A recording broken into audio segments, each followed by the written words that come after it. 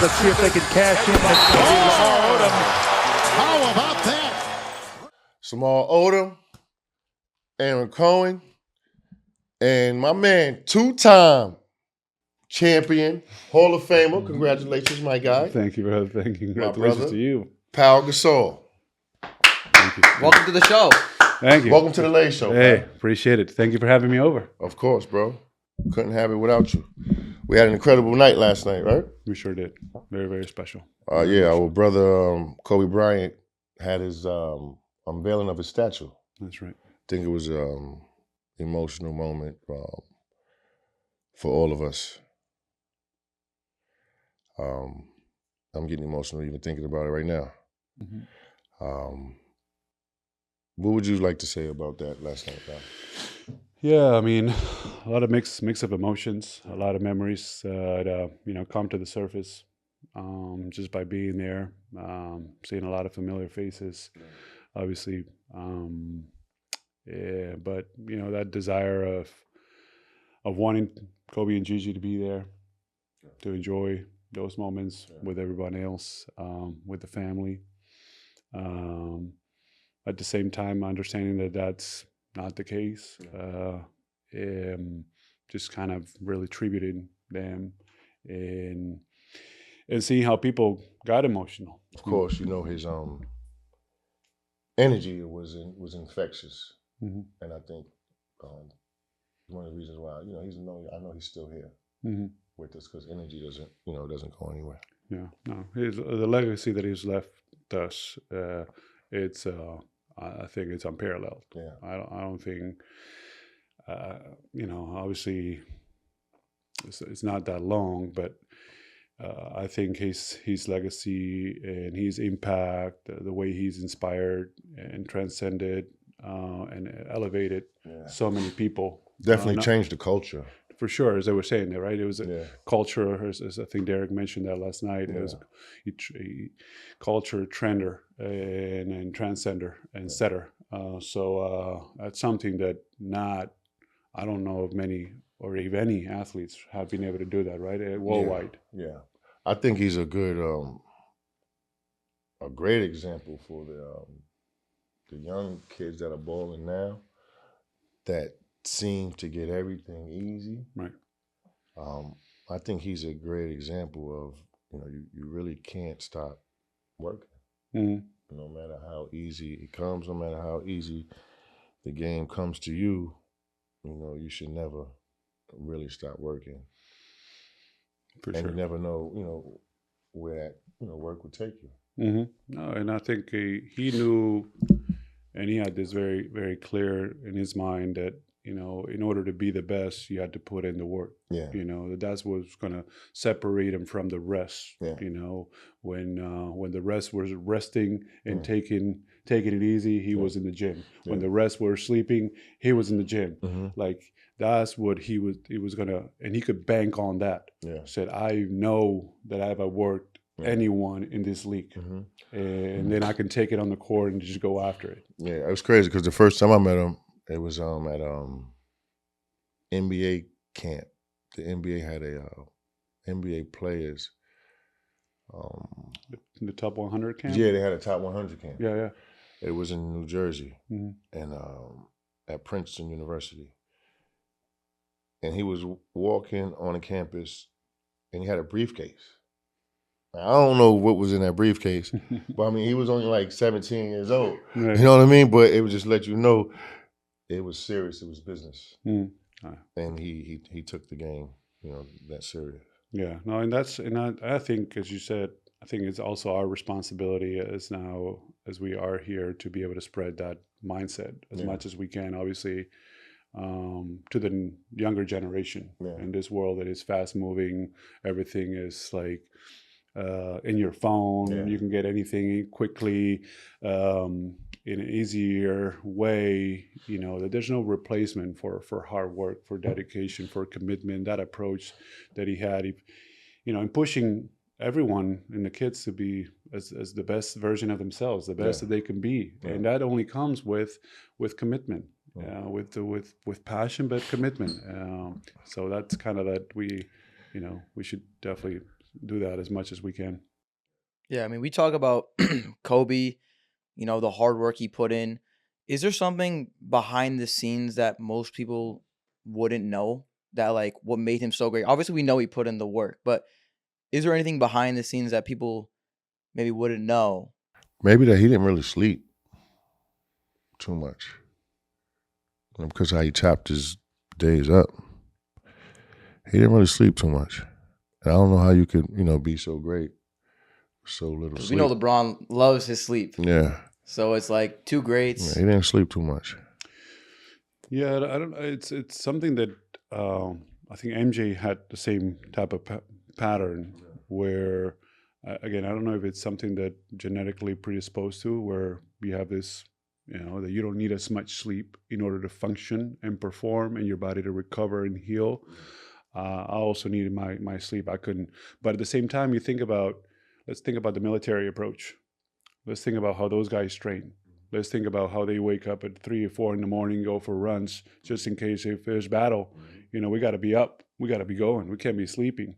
So there might be something to be able to train yourself, train your body just to function without that much, let's say. And then he would take naps. He'd take naps. I'll take a Kobe Bryant nap, like right. on the table. He'll just take it. So he would take right there like that. Yeah, he would. Right, he would work out from 4 to 6, but then maybe from 6 to 7, he was like, as he was icing and he was laying on the training table, he would sleep. He would sleep on the plane an hour here, an hour there. So he would recover that sleep. So there's maybe a way that he intentionally also said, hey, this is how it's going to be, and I'm going to train my body to be able to sleep and rest in this way. That's how, again, intentional. And the approach that he took to the game to become, what he's become. Yeah, I feel like that has to be something that you're born with. Or, I mean, obviously you need to work on that a lot, but to have like 4 hours of sleep per night and then to get 30 minutes here, 30 minutes there, but to perform the way Kobe did, I feel like that has to be like a God-given like superpower, something like that. But, yeah, I mean, speaking of, Kobe's accomplishments, and I wanted to bring up your accomplishments. You had your jersey retired a little less than a year ago. You're obviously in the Hall of Fame. What was it like? Because I was telling Lamar, there are only 13 jerseys, 12 players, because Kobe had 2, that have their jersey retired. You got to be in the Hall. Not for any team. This is for the Lakers. You got to be in the Hall. The greatest franchise in sports. To get your jersey retired. Well, they used to be that way. Apparently, it used to be like you could not get your jersey retired with the Lakers unless or until you were a Hall of Famer. Mm-hmm. I think that changed. I think with maybe Kobe, the first one that before, or I don't know if he went before. I think it was before. I think it was before. But I think it was before. Yeah. They retired jersey before he got into the Hall of Fame. Yeah, for sure. Yeah, for sure. 100%. What am I thinking? So obviously that was announced, I think, probably, and just like I was announced probably to be in the Hall of Fame before my jersey retirement was also announced or happened. So, but it was just an incredible honor. Obviously, as I said that night, I couldn't have done it, without my teammates. Obviously Kobe had an incredible influence on all of us, and he enhanced us as players, as he understood we needed to provide our best in order for our team to win championships, which was his ultimate goal. And he understood that's the ultimate recognition and separation from the greatest players of all time. So, he was very direct with me as soon as I got to the team. Hey, welcome, but we're winning. You're here to help us win a championship. I hope you're enjoying this episode with Pau Gasol. Just want to take a quick minute to mention our sponsor. TickPick is the official sponsor of the LADE show. On TickPick, there are no service fees, and the price you see is the price you pay. So use code LADE, LADE, for $15 off your first purchase, $99 or more in the app. Let's get back into the episode. I got a question for you, Pau. Because the triangle is so intricate, like how did you catch on to it so fast? Mm-hmm. Well, to me, there's intricacies to the triangle offense, but to me, it kind of it's predicated on the principles that how I play the game. Yeah, through the post because it's Through ran the through the post, post, so through the it's easy for elbow, you. Yeah, finding my open teammates, Yeah. you know, movement inside and out. Yeah. To me, it was a ball in the hands and be able to make good basketball decisions. Yeah. And my teammates to be in the right position and spacing and with the right cuts and action. Mhm. And now I'll be able to, you know, make the play, make the pass, or go to score. Yeah. So it put me in positions where I was already one of the most efficient players in the league, Yeah. and where I was very comfortable. And he was just, all right, you're in this position. There's going to be movement. There's going to be great spacing, Yeah. and then you just play the game the way that you know how to play it. So Yeah, because I remember the first game, if I remember correctly, it was against the Nets, right? it was. I'm like, I'm playing with, we running. He just checked right into the office. I'm like, I'm cutting. I'm like, he's like finding me. I'm like, damn, it's like made the First game game. so easy. Yeah, it was good. It was a good first game Yeah. to begin with.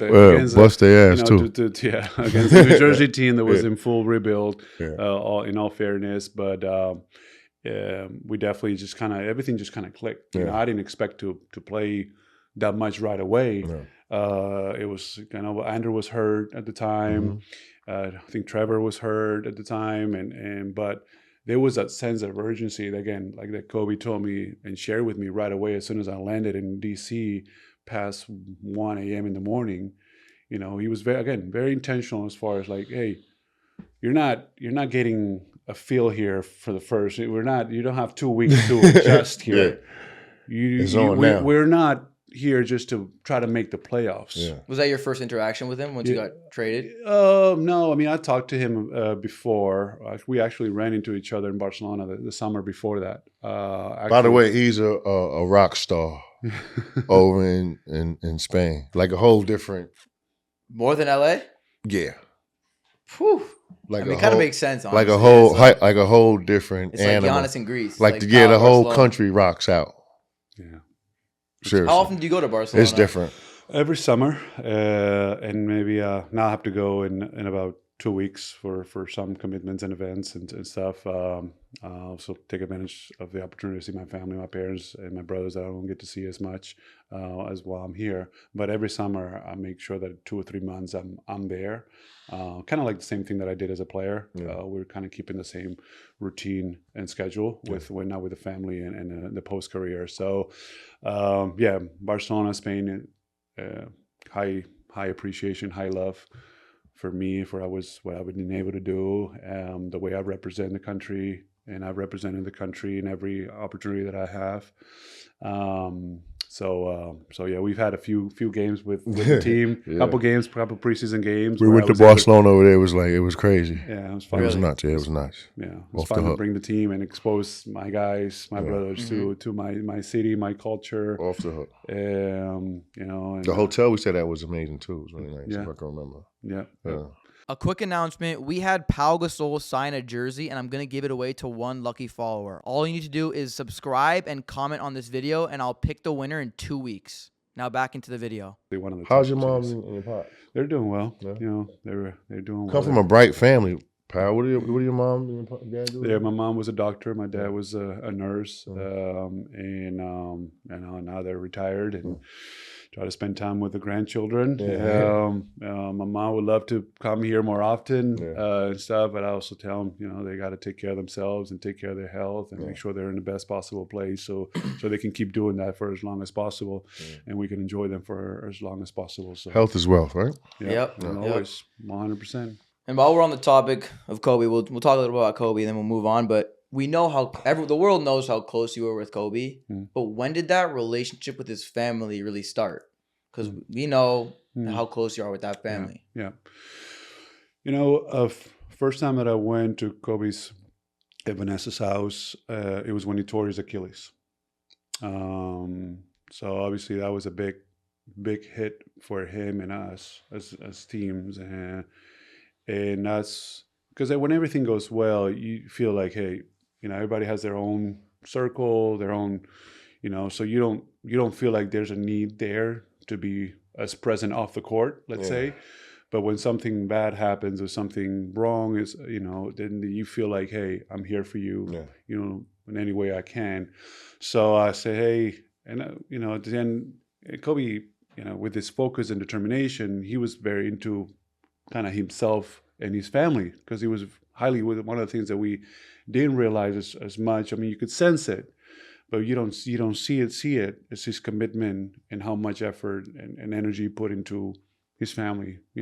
Vanessa being a good dad, a girl dad, on top of what he was doing on the basketball court. So I go over these plays, and then I see the interactions that he had with Natalia, with Gigi, how close he was, and when we had kind of regular conversations and stuff, he was just how proud he was of his daughters. Yeah.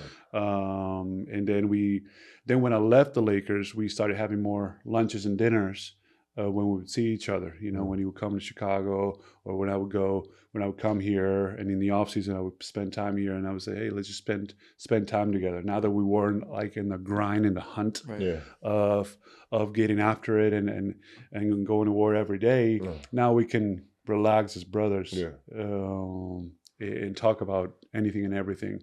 So that's when I started to perceive and get closer, and then I think Vanessa also saw that relationship and that bond that we had away from the basketball court. And obviously after the accident happened, then we were in Barcelona, my wife and I, and obviously we were devastated, and we reached out to Vanessa, just obviously sending her my love, my grief, my support, and we got on a plane the next day to fly to here, and be here for whatever was needed.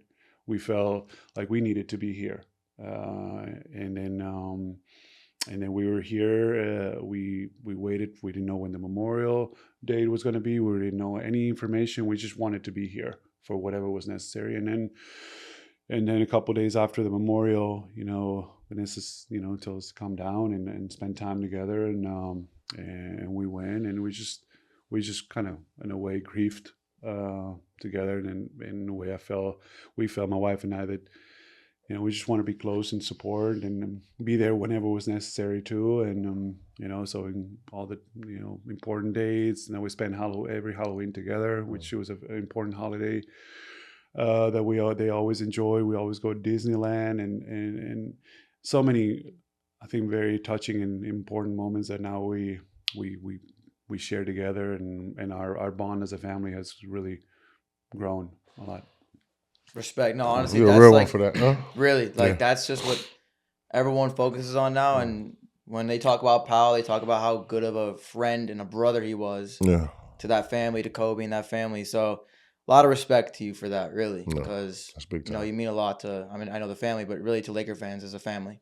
I mean a lot too. You were traded to the Lakers in February of 2008. That's right. So what was? I know we talked about it a little bit. What was that like? Coming to LA. Yeah, it was. From Memphis to LA, it was a big shock. But Culture shock, huh? Yeah, well, it's of everything. Big change, obviously, after being with one team for 6.5 years, and then boom, you're traded. All right, so you got to pack your stuff, and you're on to the next team right away, right? So it was. It took me a little bit of time to kind of process. A little bit of time, meaning I had 3 hours to be on a plane. So, okay, I'm going to the Lakers. So, but I quickly realized right away that this was a huge opportunity. Huge opportunity for me, for my career, and my life had changed. Even though I was still playing the same game, playing in the same league, this was playing with the Lakers. This was playing with a great set of teammates that were ready. Timing is everything in life and in this league. And teams and franchises go through ups and downs. But this team, it did feel from everyone that was kind of like that missing piece that fit perfectly into that team, and that I could elevate that team. I was 27 at the time, about to turn 28 in a half a year after. So I felt like, as much as we struggled a little bit in Memphis, and we were again into another kind of rebuilding process. I felt like my best years were ahead of me. So I had to do everything that I could in my power to take advantage of that opportunity. And again, Kobe set the tone. My teammates embraced me from the very beginning. Phil played obviously a significant role as far as his presence and leadership and mentorship. And then the city also embraced me in a huge way. So I gave it my all, and it paid off. Yeah, Lamar, what was that like when? I knew that after the first game, I was like, well, we gonna get it. Shit, we only one game away from winning 3 in a row. So like you said, it worked out. Right. It sure did. Really quick for all of us. He makes the game so much easier. So I wanted to talk about that. What made the Lakers so dominant in those following years and winning those back-to-back championships? What about, what behind the scenes went on that? I think the love that we all have for each other. The camaraderie in the locker room. Yeah, and we ran the offense with pride, and we had finishers and defense. We have versatility. Yeah. We had a guy like Lamar Odom, one of the most versatile players that ever played the game. And he was coming off the bench. Yeah. Which I know that for him, is a player that could have started in any team in the league and score and have bigger numbers and have more individual recognitions. But he made sacrifices.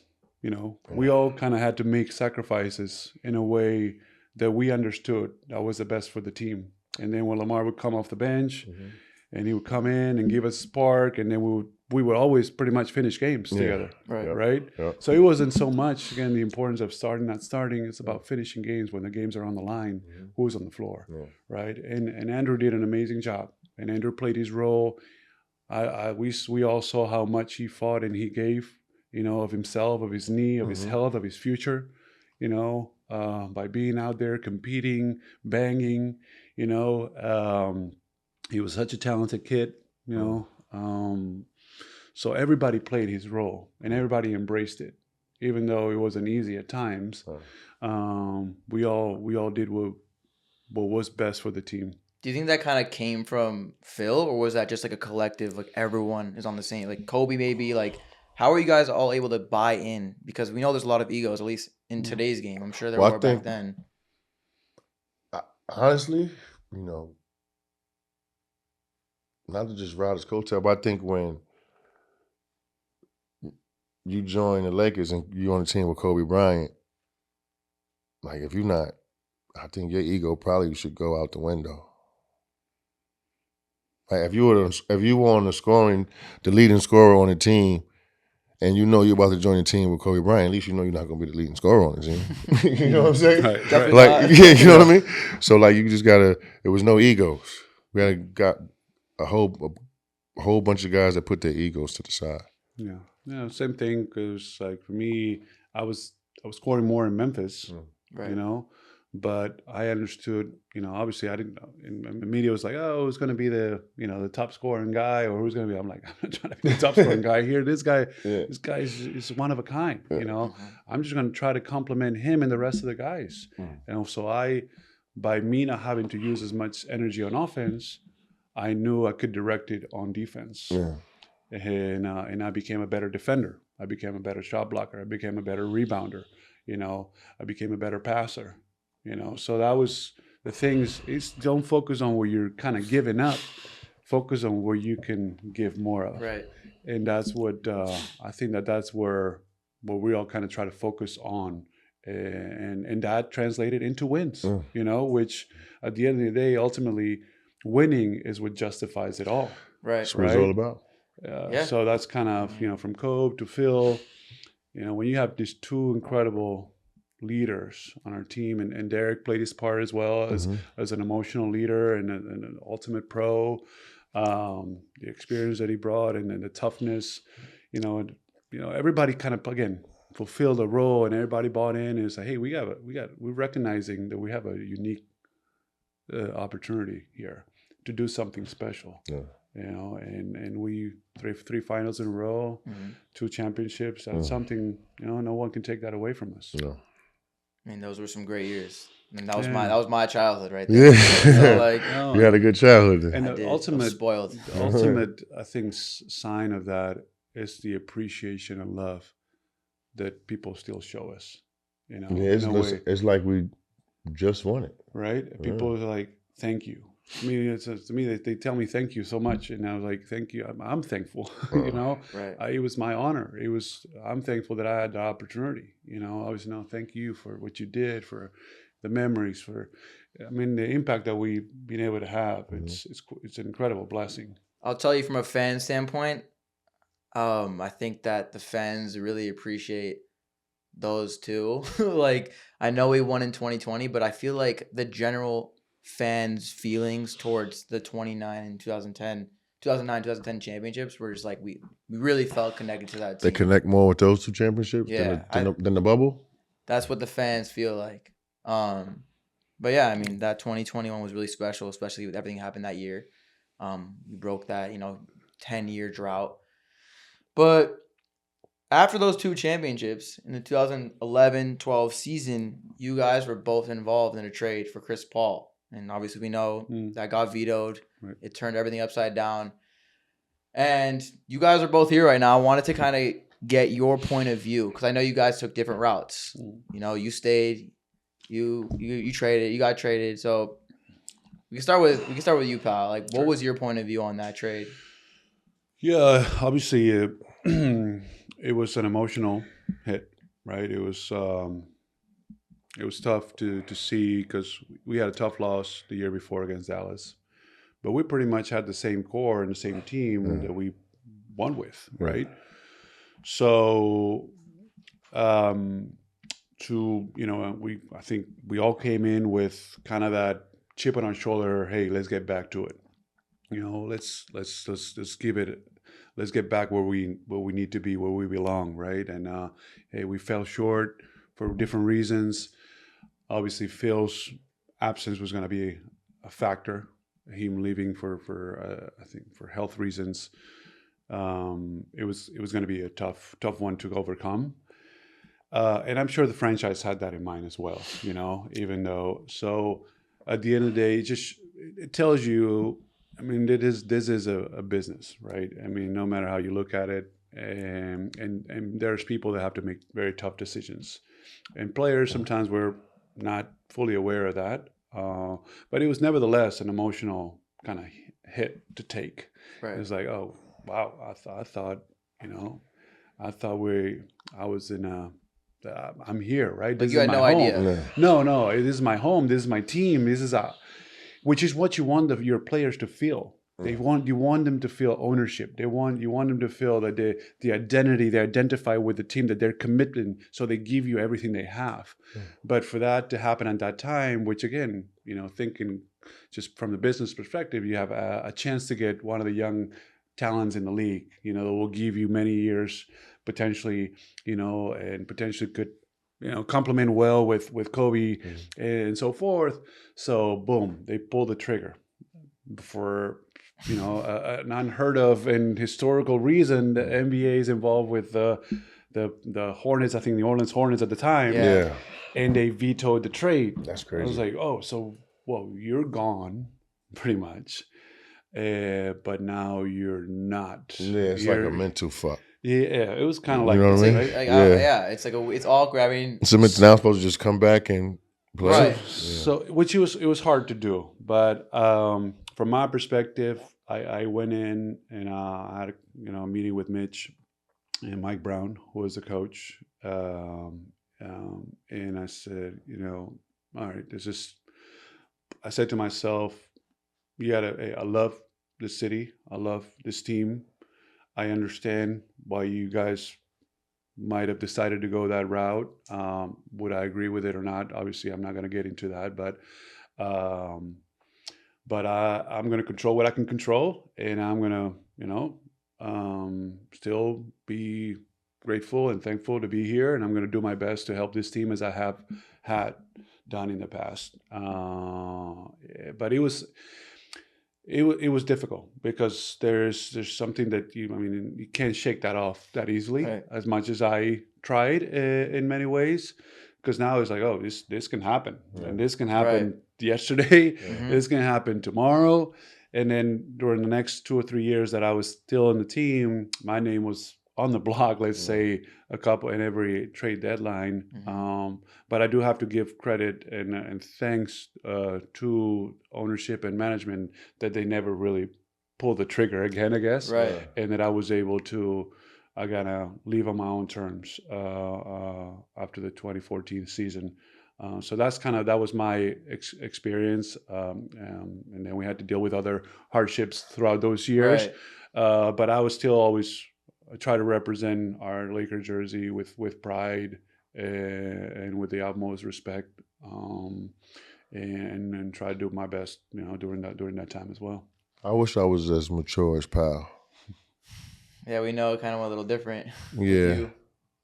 But, Before we get to you, I just want to ask him one question. Because I know Kobe was obviously the captain of that team.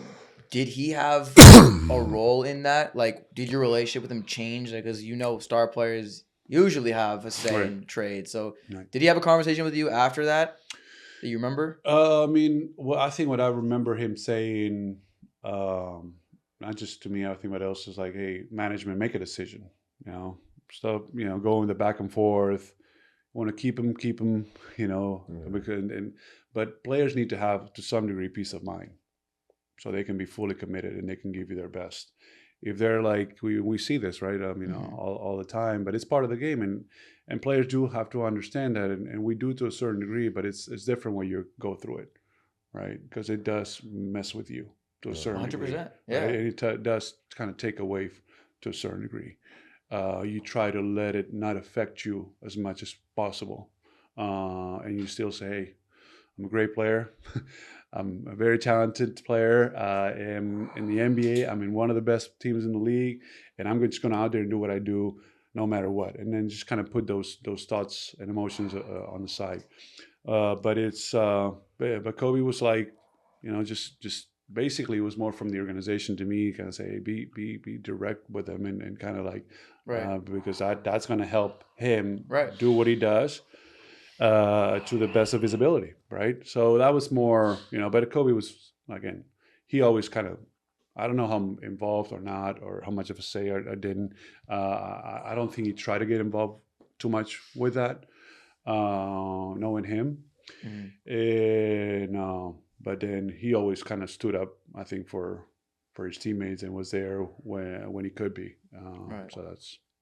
So I mean, we know how you took it, and you took it kind of the opposite way. Yeah, I think I just kind of read, the relationship wrong. I thought, because of what I've been through with the team, they let me shoot the show.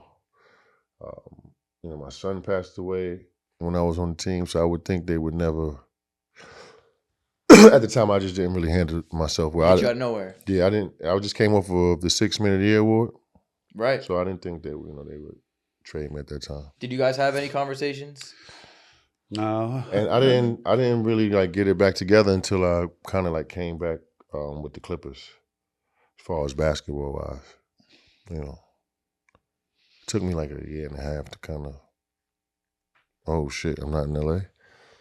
No, I hear. I mean. I know you said you guys didn't really talk. Did you talk to Kobe at all? Or you really just shut everything out? I was like, fuck it.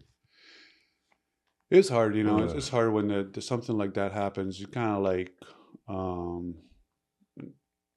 shelter yourself a little, and then people also like. I think they feel that they feel for you in a way, right? So it's hard for them to also to reach out and say, hey, yeah, which I think it would be always welcome and appreciated. Hey, I'm here for you. Mm-hmm. I'm thinking of you. Hey, if you need me, if you want to get together, let's get together. And I think for NBA players or athletes, sometimes it's hard to kind of like put that ego on the side or put that pride, let's say, in a way. Right. Say, oh no, he's good. He's tough. He'll handle it. You know what I'm saying? Yeah. He'll be all right. Right. That macho shit. He has his his people, but you don't know how much it can mean to a player if a peer or a teammate just reaches out. Yeah. Say, hey, I'm here for you, man. I might be going through it too. I might not. I'm here for you. Did you feel alone in that time? Well, it made me question, like, was I good enough? You know what I'm saying? It messes with you. I just won the 6 Man of the Year award. You know what I mean? Like, fuck with you mentally. But I'm here now. You hear you got those Repping the 2 Lakers. rings on your fingers. Yeah. You're healthy. Thank God. Thank God.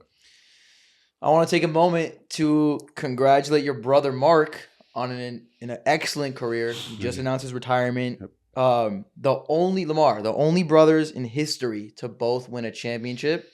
And on April 6th, both of them will have their jersey retired. Wow. Mark by Memphis, obviously by the jersey retired Lakers. by Memphis? That's right.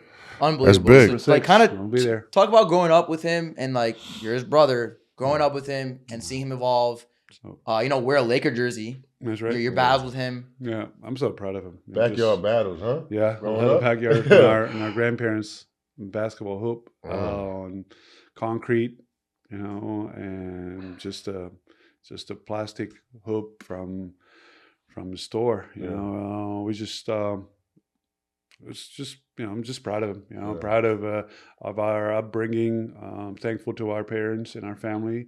They have provided us with the pathway, with the tools, with the foundation to be able to build on what we've become. The things that we've been able to kind of live and experience as brothers is quite unique. It's legendary.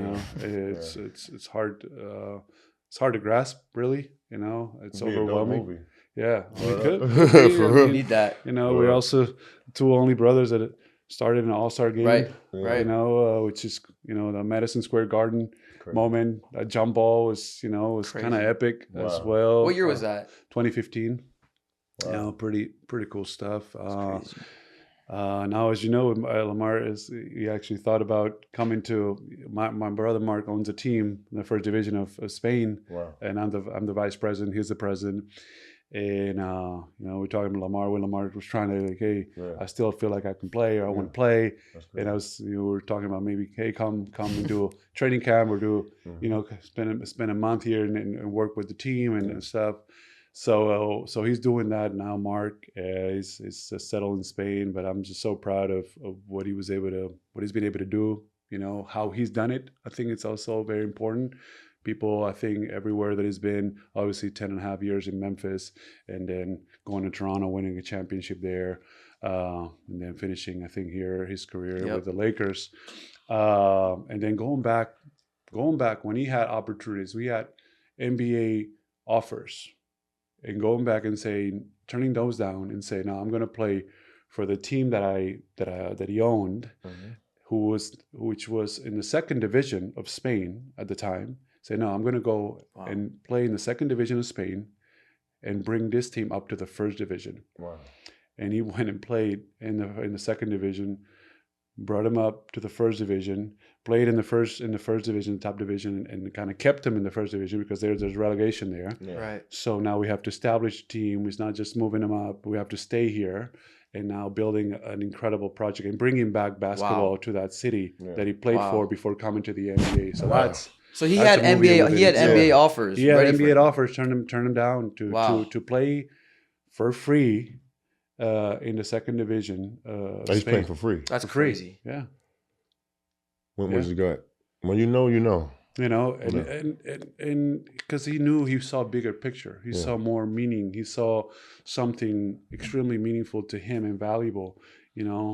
He saw he needed to return. I mean, that team he played for 2 years before going to the NBA, and he was the MVP of the Spanish League that last year. That's right, And then the team went bankrupt, disappeared. They lost the team. So they weren't even playing. They weren't. Now the team, he basically created a basketball team, 4 or 5 years of just youth teams. Yeah. From 12, 13 to 18.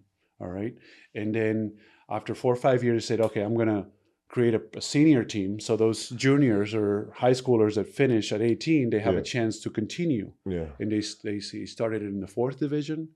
They moved them up to the 3rd division. Wow. Moved them up to the 2nd division. And then when they were in the 2nd division, he said, you know what? I'm going to turn down the NBA offers and I'm going to play on the team. And I'm going to move him up to the 1st division. Now to me, it just shows who he is as a person. Yeah. The values, the character. that's why people respect him also so much. And I love Mark, even though he's got a different personality than I do. But but his toughness, grit, determination. And I love my family. I love my brother. So so I'm proud of him. So what were your battles like with Mark? Mark? Yeah. Oh, he's a bruiser. He's a bruiser. He gonna come with it. Fadeaway shot. He gonna definitely beat you up down there. Like before you guys would play, I have to ask, would you kind of be like, all right, watch for this with Mark, or like, I know he's gonna do this and that? Like, did you ever have conversations before you guys played against Mark? I think Pau moves side to side a little quicker than Mark. Feet, he's got a little better foot movement. It's faster. Yeah. But Mark had great instincts. He was Defensive Player of the Year, too, by the way, and had great hands. So his position, he was always great. And even though he wasn't the best, obviously jumper or athletic guy, he was a physical guy, thicker frame and body, so he would hold his ground really well. And again, he had just great hands. He was very active with his hands and very, so he would make it uncomfortable for all players, really. As much as you would know his moves, or I would know his move, but what I enjoy is just really competing. That's what I was going to ask you. Against each other, just going against each other. Yeah, what was it like for you? It was fun. We even at pickup games or pick one-on-ones in the off season, or when had the opportunity to play so many summers together with the national team. Like, we would have to stop at some point because one of us was bleeding. Yeah. Oh, I busted your lip, or I busted, or someone like was bleeding because we would go hard at each other, and it was always pretty competitive. I always pushed him when, we were 4.5 years apart, but I always pushed him, and I always wanted to make sure that he knew that I was the older brother. Yeah. Sorry, you're not beating the older brother. Yeah. If you want to be the older brother, you're really gonna have to step it up and do something special. So would you beat him every time in a one-on-one? Well, growing up, the gap difference was significant. Right. So until he was 21, 22, 23, where the gap difference wasn't so significant. Right. And he got to the NBA probably when he was about that time, 23 or so, 2010, 25. You guys were involved in the same trade. 24, yeah. We're the only brothers also that got ever traded to each other. No, I didn't know that. Yeah, he was drafted by the Lakers, 47 pick on the second round, but he decided to stay in Spain for a year, and then that's when the trade happened. So he was still in Spain when the trade happened. So his rights went from the Lakers to the Grizzlies on the package. Yeah. So, I mean, honestly, a lot of good stories. Yeah. A lot of good, legendary. Two brothers to accomplish that much, and April 6th is going to be, so special, an important day. So Jason Tatum recently said that Kristaps Porzingis could be for the Celtics what you were for the Lakers after 2008. And this is a quote from Tatum. Okay. Kobe really needed Pau for those last two championships that they won together. Whatever path that I'm on and we're on, KP really feels like that missing piece. So what are your thoughts on that? The Celtics are probably the best team in the league right now. Well, we don't big up really anything that the Celtics do. In here, like, we could give a fuck. No way he gonna be what Pau was for us. They ain't gonna even get to the championship this year. I don't know. We'll see. We'll talk about. We'll finish the show with that, with the predictions. But what's your thoughts on that? Did you hear that before? I think no, I did not. But I think from JT's perspective, I can see why. I think it's a good message. Wants that. Yeah, I think it's a good message and the right message to send to his teammate. To Porzingis, he gonna have him hyped up. He gonna be thinking he Pau Gasol. Mm-hmm. He'll never be Pau Gasol. I'll tell you that much. No. Yeah, but from the perspective, Kristaps is playing, at a higher level this year. He seems to be a great fit for the Celtics. But we'll see how it plays out, right? I mean, but I think, again, internally and externally, it's a good message to send to his teammate, to the fans, to the team, right? As far as like, hey, we want to get that championship, right? So we're gonna talk about stories the way it's happened before. So we believe it, because you got to believe it, right? You got to feel it. You got to know it. Yeah, and that no one else can take that but you. So I that's. I appreciate the compliment. Yeah, Yeah. I appreciate that. Yes, for sure. I know Yeah. how Lamar feels about the Sure, Celtics. yeah. He hates the he hates the Celtics. Yeah, I mean, we don't want him to win. They you shook know? our bus. Say, I I wanna- mean, he- it is what it is. At He the end of the says, like, day, every time I bring up the Celtics, he's like, they shook our butts. Yeah. Austin, we don't want like, it. It's nothing personal, but it's kind of personal, but nothing personal. how do you kind of really thing. feel about the Celtics, pal? Because I I know mean- Lamar hates them. Like, hates everything about the city. They shook our bus, bro. Yeah, but that was a good, to me, I thought was a good fueler, for us. Yeah. When we lost Game 6 in 2008, and those fans were like all around our bus. Yo. And I was just there. We felt like we wanted to get off the bus and get them off the bus because we weren't, obviously we're hurting, but that kind of also helped fuel us. So if we win that That's game, crazy. let's say we win that game, then is Game 7 back in So- LA? No, I think It it was was in in Boston. Boston. Oh, it was 2-2. So it was 2-3-2. Okay. 2-3-2. Yeah. right.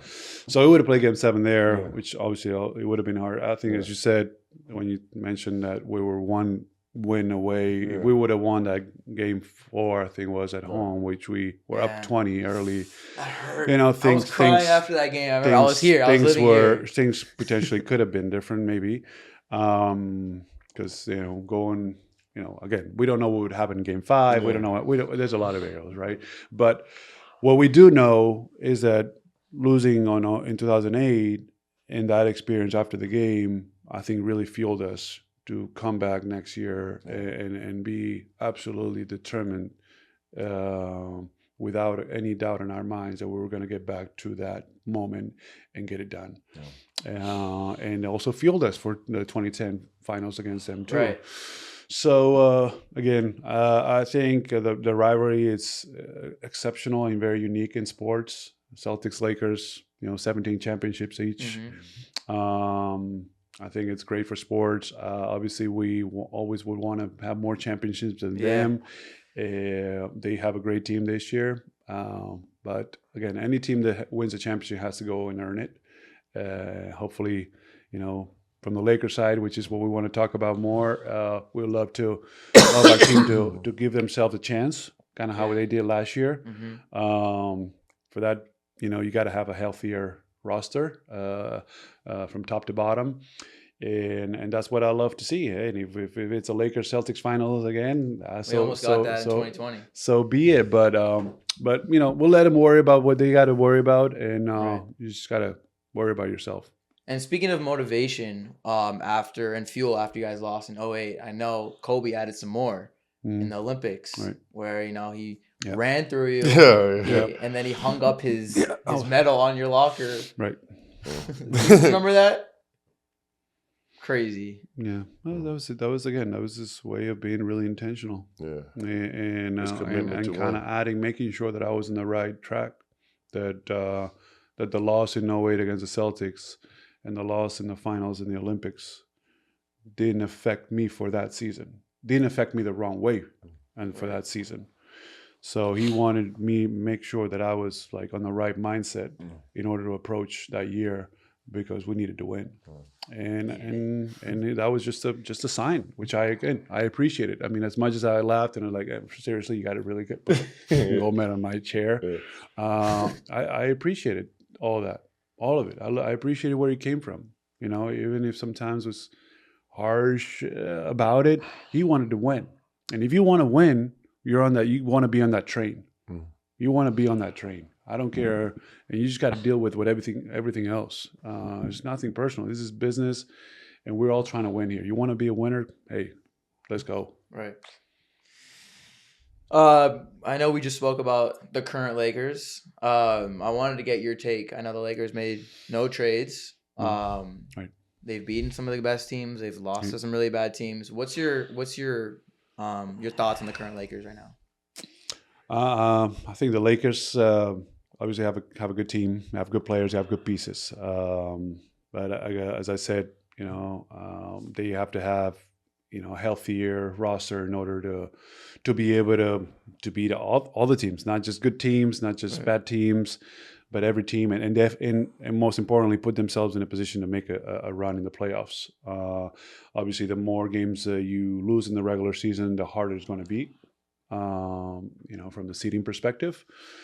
But as long as you have LeBron playing like LeBron is playing, AD healthy and playing at a very high level that he has played this season, then you have a chance. And those guys are gonna bring it. Darvin has done, I think, a really good job. I love what he's done with the team.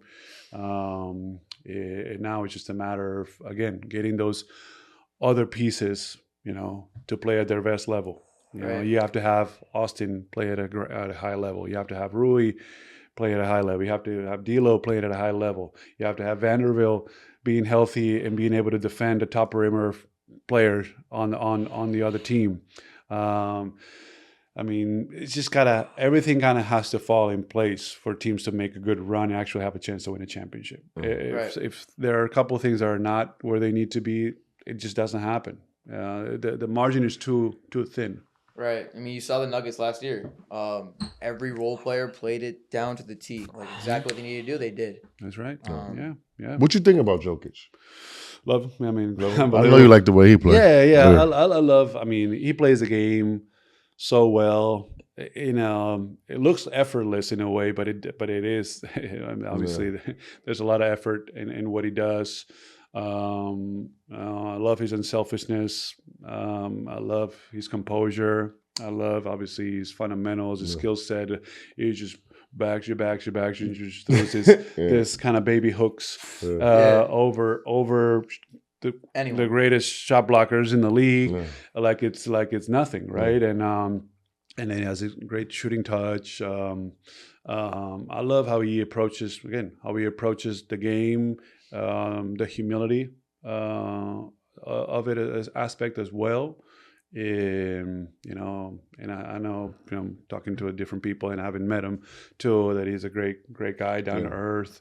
So again, what's not to love about it? It's not flashy. It's not like, hey, I'm here, I'm the best player in the world. What's up? It's like, hey, I'll get this stuff done and I'm going to give it to you. You can't do nothing about it. So it's great to see. I think it's great for the league. I was happy for the Nuggets to win it last year. Obviously, they deserved it. But again, it's a new year. What you did last year, it doesn't really mean anything as far as what the result of the outcome will be this year. Obviously, it gives you experience on how to get it done and confidence that you can get it done, which is important. But it's hard to repeat, as we know. Mm-hmm. Yeah, a couple more topics. I know you got to catch a flight. Yeah, my man got to get out of here. Probably catch another flight. So you were coached by two of the greatest coaches to ever walk this earth. Right. Just walk me through what it was like playing for Phil and Pop, similarities, differences. Yeah. Yes, absolutely. They're no undoubtedly two of the greatest coaches who ever coached this game. And obviously me going to San Antonio, that was part of the reason, a big part of the reason I wanted to be coached by him. I wanted to experience the Spurs culture, play with those great also Hall of Famers, and Tony Parker, Manu Ginobili, Tim just retired, but he was there around, LaMarcus Aldridge, Kawhi Leonard. They're great team, great players. So I wanted to experience that, but there are different people, no question about it. They're different personalities. There are different approaches to coaching, but I think more important the way they coach the team. It's not just X's and O's. It's also about a direct connection with the players, of adding something more than basketball, giving them perspective. Phil did it with meditation, with books, try to expand our horizons, if you will, connect with us kind of personally and see how what could trigger each individual to perform better, right? To get the best from us. Pop was also very caring about the social aspect, understanding that we all had a platform, that was important to have perspective of what was going on, that basketball was kind of our job, but You know, what's truly important is family. What's truly important is, you know, giving back and being aware and sensitive to social injustices, to what's going on and how can we affect our communities. So I appreciated those messages more than the basketball itself. Right. At a point that I was, you know, 36 when I signed with the Spurs, and I finished at, you know, almost at 39 there. So again, great experiences. I love the devotion, the dedication, the passion that they brought to the game, the commitment. You know, Pop is still 76 or whatever, I think is up there, and still, I've just signed a 5-year deal. Yeah. You know, Yeah. I'm good. You know, it's hard to keep up with the NBA lifestyle and schedule. You know, traveling. It's crazy. You know, It really and is. he's, you know, he does it, and so you got to, you know, really give it to him as far as that, and Phil also did it for a long time, as long as he could, you know. Right. So you understand how much that makes a difference, you know, in succeeding or excelling in your profession. Is that type of commitment the same that Kobe put into, you know, the same of us to a certain extent we put into. You know, you can't take things for granted, you know, in life, and you got to devote yourself to them in order to excel, to be different, to succeed. Luka Doncic said that it was easier to score in the NBA than the EuroLeague. Do you agree with that?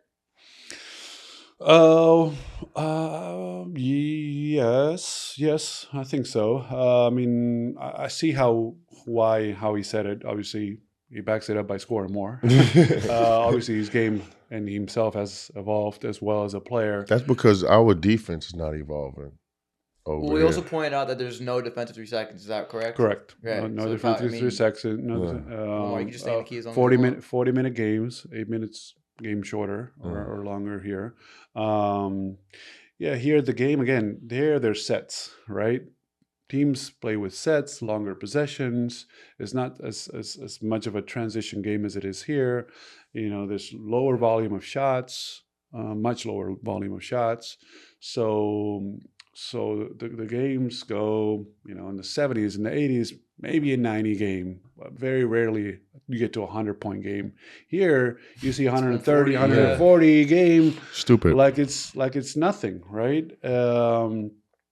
So from that perspective, you will average more points here. Again, if you play this similar amount of minutes and you have a similar role, but there he was running a team. He was a young point guard running a really good team with good players in a system, you know, that there were sets, there were, you know, there was, and then, so for him having the ball as much as he does in Dallas and slicing and dicing in whichever way he wants, and the ability that he has that is incredibly unique to score the ball and get shots off and control of his body and creating space and finishing in whichever way he wants, you know, puts him, I mean, is it top 2 in the league right now, scoring wise? I think he may be leading right now. Yeah, him and Embiid, fighting for it. Yeah, he's up there. I mean, to average like 34 a game is wild. Right. So it's, you know, it's a lot. Would you say he's probably the best player in the league right now, or maybe he's Jokic? I mean, it's tough. I mean, he's up there, right? He's in that probably top 5 category. You know, the best offensive player. I mean, you can go Embiid, you can go Doncic. A lot of talent. Tatum is up there, probably not. It's close, I think. And then you have the KDs, and you know you have the Stephs that are still, you know, doing it at a high level and averaging 20 plus, high 20s. So probably, you know, not even, I don't know if they're close to 30. But again, there's a lot of great talent in this league. But scoring is not everything, right? And it's rarely that you see a scoring champion, like having a scoring championship player on the team and winning it all. And at the end of the day, that's what you have to focus. It's not about averaging 30 plus. Or now you're seeing, you know, Philadelphia really struggling without Joel, right? And dropping a lot of games. And that might drop him now. If they went from second to 2 seed to 6 seed, that's gonna be hard to overcome for them. No matter without Embiid for a bit. Right. So again, when you make teams so dependent on one player, That's difficult to overcome. If Luka is not in the picture, Kyrie obviously can play at a very, very high level and has this year. But now, what is Dallas without Luka playing consistently? Because you create a habit, right? You create a dynamic too. So you want to have, again, overall, you want to see more balance. You want to see players more, with the ability to contribute in different ways. And he said, hey, and if you're down, I'll pick up the slack. We'll pick up the slack. It's not a one thing, one player type of thing. So obviously you love to see the high scoring. You love to see these incredible performances, but does it translate to team success? Right. I mean, you see the way the Nuggets play basketball. It's team basketball. Yeah. I mean, obviously, Jokic's just a guy, but... Yeah, and sometimes Nikola scores 12 points, has 12 rebounds, 10 assists, and they win the game. And he's a very happy guy. He doesn't...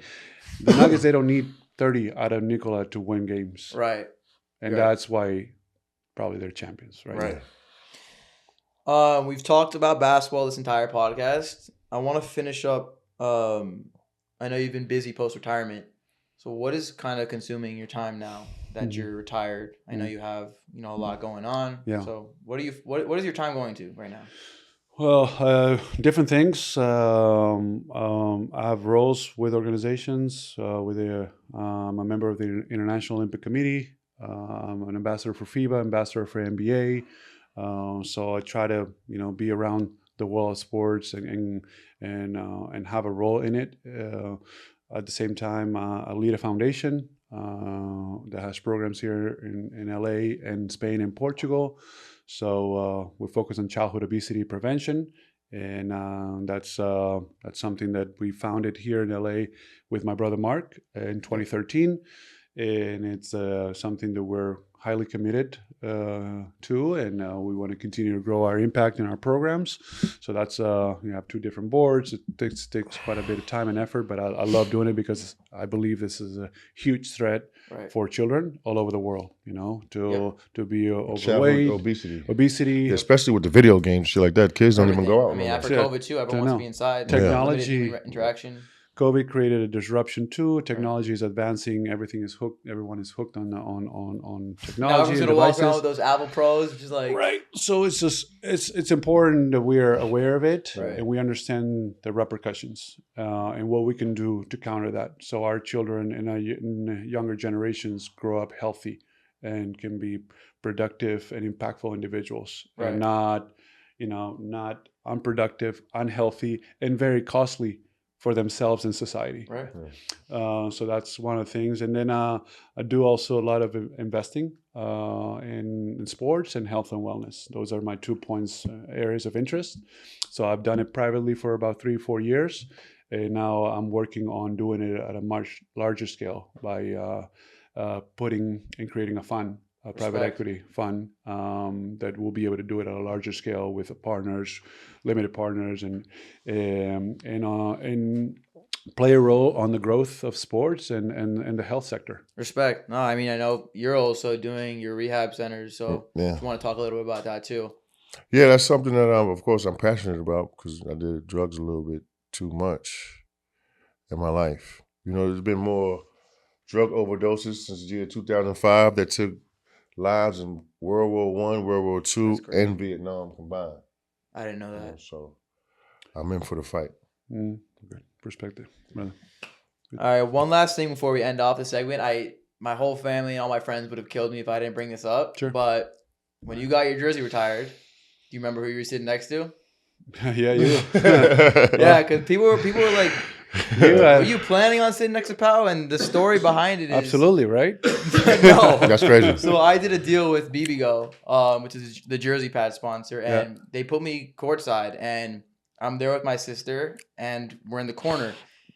And then 2 staffers come and they add 2 chairs next to us, and we're like, oh my God, like we're gonna be so crammed. Like, why are they adding 2 seats next to us? It's like, whatever. The game starts. The crowd starts going crazy out of nowhere, and it's just a regular play. Nothing's happening, and I see on the big board, Pau is walking over to my right. So I'm like, oh, like, Pau, I get him. Like, let's go, Pau. Like, congrats. And then you keep walking closer towards me. I'm like, Pau, like, just trying to get your attention. Yeah. you come and sit right next to me, and I'm like, I looked at my sister, I'm like, what's going on? Like, is Pau like staying? Like, but yeah, people always ask me, like, was that planned? And it wasn't. And you know, we were speaking the whole game, you know, rooting for AD to get that 2020. I think he did, right? He did. He got it, and we won the game. We won the game, yeah. You know, it was incredible. You know, we had Jimmy Butler, Vanessa, a bunch of people come and say hi to you, but Yeah. I just had to put that out there. It wasn't planned. It was amazing. It's something that I'm gonna tell my grandkids, my great grandkids. I sat next to Pau Gasol On the night that he got on his his jersey retirement night. But, That's a movie. That sounds like a movie too. Crazy. I still don't believe it, but we'll finish off with this. We're gonna do Pau Gasol trivia. Pau And I'm Gasol gonna ask you first, trivia. and then I'm gonna ask Pau. All right. Pau Gasol trivia. Do I have to? Yeah, go ahead. What's up? All right. I'm gonna ask you for his career highs. What is Pau Gasol's career high in I'm points? gonna guess. Go ahead and guess. Career high in points. I'm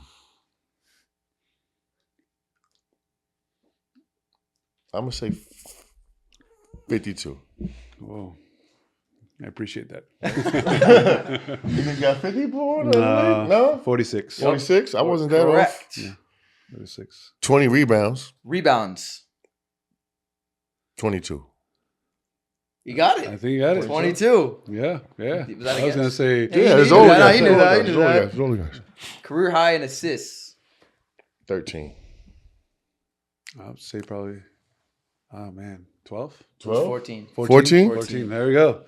14. That's a good number. Couple more. Blocks. 6. 9. 9? 9. Damn. See, Pau knows this. He It's a knows long, tall drink of water. it. How many threes did you make in your career? Whoa. Wow. So- Total threes? Wow. Threes, I'm thinking. Lamar, you hit more than him. If you Yeah, want. for sure. I didn't start shooting. But I threes took until- more. Yeah, that's just became in fashion for the 7-footers to take threes. I'm gonna say he probably hit 4. 4 threes? Yeah, in his career. No. A lot more than that. that. More. Well, when I left, I started shooting a little bit, a few in Chicago, and San then Antonio in San opened up? Antonio a lot more. Who knows? And how many? Hundreds. So then. makes probably what 150? Yeah, hundreds. 179. 179. And last question. How many times has Pau Gasol been ejected from a game? Whoa.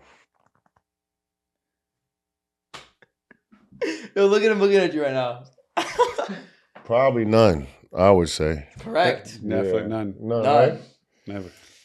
Never. So, thank you again, Pau, for coming Yeah. on. Really, this was an My amazing pleasure. episode. I mean, I don't think you guys have ever sat in front of a camera and spoken about, you know, the Lakers and your time together. So we appreciate it, Lamar. My brother. Amazing time. Appreciate you. You know, We love you, you. bro. Laker fans appreciate you, and we hope to keep seeing your face. Absolutely. Well, Thank you for coming. my pleasure. Thank you. Thank you, bro. All right. All right. My guy. Okay. Thank you, Pau. Thank you.